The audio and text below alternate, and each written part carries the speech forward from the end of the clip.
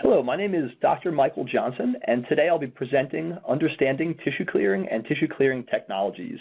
I am the CEO of Visicol, which is a contract research organization focused on 3D tissue imaging, 3D tissue imaging analysis, and also 3D cell culture models. And today I'll be talking about tissue clearing and how to adopt it into your 3D tissue imaging workflow. Traditionally, for imaging tissues, the way that we've done this for the last 100 years is to take a three-dimensional piece of tissue, such as a biopsy or a mouse brain, and to section it into ultra-thin two-dimensional slices for histopathology. The reason we do this is that tissues are opaque, and we can only image a very small distance into a tissue before that tissue clouds out our imaging and allows us to capture meaningful information from that tissue.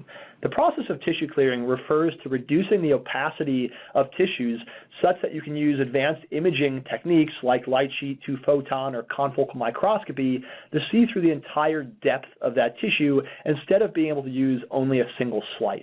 When combined with fluorescent labeling, tissue clearing allows for whole tissue 3D imaging. So instead of getting a few ultra-thin two-dimensional slices from a tissue and having to embed and section and label, we can actually label in 3D and image in 3D through the use of tissue clearing, which allows us an unprecedented view of tissues and to acquire all of the data from a tissue instead of a very small subset of a three-dimensional tissue. When we talk about tissue clearing, it's not always incredibly clear what we mean by tissue clearing.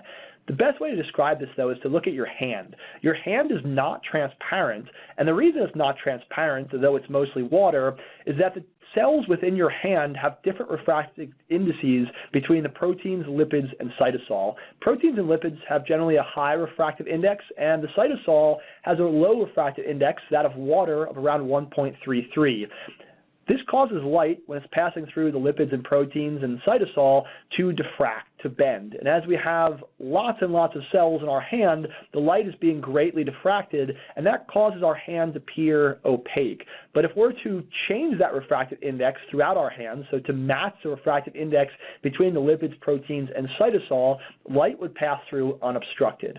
So when we talk about tissue clearing, what we're really doing is we're modulating the refractive index of a tissue. We're doing that through either protein hyperhydration, lipid removal, or just changing the refractive index of the tissue by removing the cytosol and replacing with a higher refractive index solution.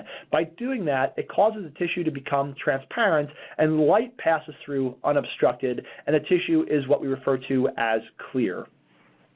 There are three primary approaches for rendering tissues transparent. The first of which are protein hyperhydration techniques such as TDE, scale, CDB, cubic, fruit, clear T, and focus clear. There are also solvent-based techniques, which are high refractive index matching techniques. These are tissue clearing reagents based on Visicol's histotechnology, BAB, I3, U, and now V-Disco as well. And lastly, the hydrogel embedding techniques such as Clarity, PACT, and PARS, which are quite popular in the academic literature.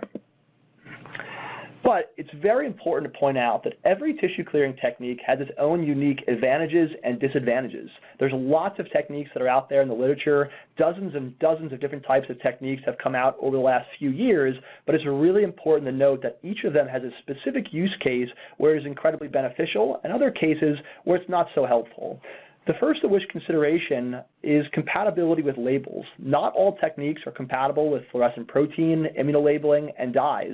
It varies greatly based upon the type of tissue clearing technique that you're working with. Also, equipment. Some tissue clearing techniques, like solvent-based techniques, are not compatible with many objectives that are out there. Some are not compatible with plastics that you might contain your samples in, and some are not compatible with polystyrene well plates that you might be doing your processing in as well.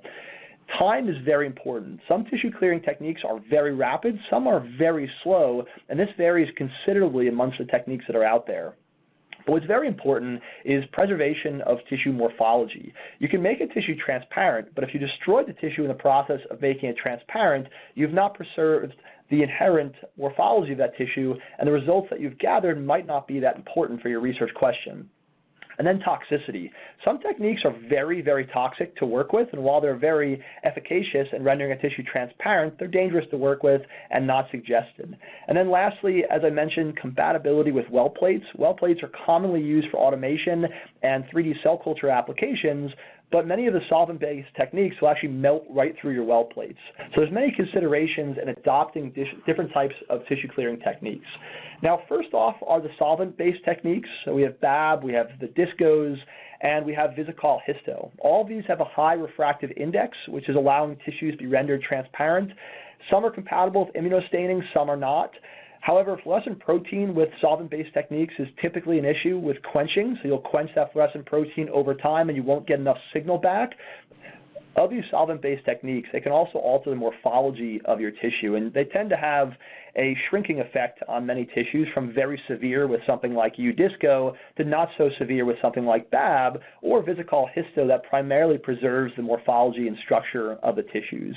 Lipids can also be removed through many of these solvents depending upon how harsh they are, which might not be ideal for your research question. And many of these can be quite toxic and dangerous to work with. So it depends on which one of these you're using, but some of them can be very toxic and some of them can be quite mild and similar to methanol as far as solvent toxicity goes. For aqueous hyperhydration techniques, these techniques are quite common. They are generally compatible with immunostaining. It varies based upon the technique. They're all pretty much compatible with fluorescent protein, but the problem with a lot of these techniques is clearing time. They can be very slow to clear a tissue, and they can also cause extreme expansion and also cause tissues to become quite fragile, where if you touch them with a forceps, you can actually damage the tissue entirely after weeks and weeks of processing, which is non-ideal. They'll generally preserve the lipids within the tissue, depending upon the technique that you're working with, but they can cause extreme expansion during that process. And generally, they're quite safe to work with the exception of Clear T and Clear T2, which are quite dangerous to work with and are comprised of a teratogen, so definitely not suggested to work with those two techniques. And then probably the most popular techniques are the hydrogel embedding techniques. And when I say popular, I don't mean by use case or number of researchers using these, but one of the first techniques that came out was the clarity technique in 2012 by researchers at Stanford. And that paper had garnered a lot of support, a lot of views, and a lot of interest. However, these techniques can be very challenging to implement. They're compatible with all labeling techniques, but they can take weeks of time. They require special equipment to actually bring into your lab.